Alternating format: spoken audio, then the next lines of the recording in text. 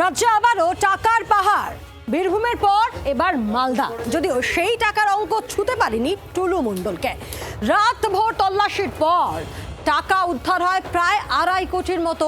কিভাবে বিপুল পরিমাণে টাকা উদ্ধার করলেন তদন্তকারীরা? অনেকটাই রহস্য রোমাঞ্চে ভরা এক সিরিজের মতো। শুরুটা হয়েছিল পার্থ অর্পিতা দিয়ে। 4 বছর কেটে গেল, তবু ছবিটা বদলালো না। কলকাতা থেকে বীরভূম ঘুরে মালদা, যেখানেই পুলিশের হাত পড়ছে, বেরিয়ে আসছে টাকার পাহাড়।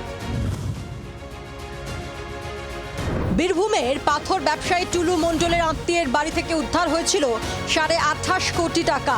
আর এবার মালদায় আরও এক টুলুর হদিশ। রবিবার রাতে মালদা থানা এলাকার মঙ্গলবাড়িতে অভিযানে নামে পুলিশ। সেখানে একটি ফ্ল্যাট থেকে উদ্ধার হয় কোটি কোটি টাকা। 3টি যন্ত্রের সাহায্যে সোমবার ভোর অবধি চলে টাকা গোনা। শেষ অবধি বাজেয়াপ্ত হয় মোট 2,40,97,380 টাকা। এর পাশাপাশি প্রায় 200 গ্রাম সোনা, একটি ল্যাপটপ, 9,000 বোতল নিষিদ্ধ কাপ সিরাপ বাজেয়াপ্ত হয়। এখানে 2 নম্বরই হয় বুঝতে পারছে না, পুলিশ বলছে। আতঙ্কে আছেন আপনারা? হ্যাঁ, আমরা তো আতঙ্ক হয়ে গেছি। কি ব্যাপার, আমাদের পাড়াতে পুলিশ কেন? ওষুধ ভাই বললো নাকি? কতটি দেখলেন? অনেকগুলো তো। কতটা গোডাউন আছে? আমি বলতে পারছি এটা গোডাউন না গ্যারেজ, এটা বলতে পারছি না। কখনো এখানে লোকজন আনাগোনা দেখেছেন? না না না।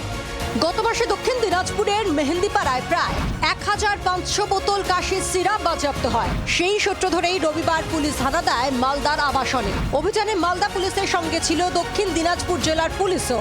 আমরা পাই 9,000 বোতল কোডিন বেস কফ সিরাপ, जो एसकफ ব্র্যান্ডে আছে, যার ম্যানুফ্যাকচারিং ল্যাবরেট ফার্মাসিউটিক্যালের আছে হরিয়ানা পানিপথে। ওটা এখানে কিভাবে এসছে, কিভাবে ওটা ফার্দার কাকে দেওয়া হতো, এসব জিনিস আমরা ডিটেলে তদন্ত করছি। অভিযানে মোট 3 জনকে গ্রেফতার করেছে পুলিশ। ধৃতদের নাম পিন্টু সরকার, গোলাপ চাকি, সুশান্ত হালদার। পুলিশ সূত্রে খবর, আবাসনের 3 তলার একটি ফ্ল্যাট 3 বছর ধরে ভাড়া নিয়েছিল পিন্টু সরকার। গত কয়েক বছর ধরেই মাদক কারবারের সঙ্গে যুক্ত সে। তৃণমূল জমানায় শাসক দলের নেতাদের সঙ্গে ঘনিষ্ঠতা ছিল তার। অভিযান শেষে ফ্ল্যাটটি সিল করে দিয়েছে পুলিশ। বেশ কিছু নথি পায় পুলিশ, যা থেকে পুলিশ কর্তাদের অনুমান পিন্টু সরকার গত 3 বছর ধরে এই ফ্ল্যাটে বসেই তার মাদক কারবারের নেটওয়ার্ক চালাতো। সীমান্ত পার মাদক পাচার রোধে পুলিশের এই সাফল্যের কথা তুলে ধরে সোশ্যাল মিডিয়ায় পোস্ট করেন মুখ্যমন্ত্রী। সঙ্গে উল্লেখ করেন মাদক, দুর্নীতি ও বেআইনি সিন্ডিকেট নিয়ে তার সরকারের জিরো টলারেন্স নীতির কথাও। টাকা তো সব জায়গায় আছে, মাদক বলুন, সোনা পাচার, গরু পাচার, পাথর, বালি থেকে আরম্ভ করে সোজাসুজি সরকারি প্রকল্পের টাকা লুট হয়েছে। আমরা জানি, তার জন্য উন্নয়ন হয়নি। আই পর্যন্ত বেরোতো না, এখন সবে বেরোতে আরম্ভ করেছে। প্রতিদিন দেখবেন এগুলো বেরোচ্ছে। পুলিশের কাছেও তথ্য আছে, তারা কিছু করতো না, ভয়ে চাপ ছিল বলে। শুরু হয়েছে, চলবে এখন। তৃণমূল আমলে বাংলাদেশ সীমান্ত দিয়ে নিষিদ্ধ কাপ সিরাপ চোরাচালানের অভিযোগ উঠেছে একাধিকবার। নদিয়ার কৃষ্ণগঞ্জে 4টি বাংকারের হদিশ মিলেছিল, যার মধ্যে মেলে ফেন্সিডিলের প্রচুর বোতল। তবে নিষিদ্ধ কাপ সিরাপের কারবারের সূত্র ধরেই 2.5 কোটি টাকা উদ্ধারের ঘটনা সম্ভবত এই প্রথম।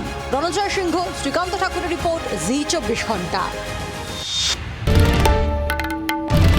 বাংলার আওয়াজ, বাঙালির আবেগ, জি 24 ঘন্টা।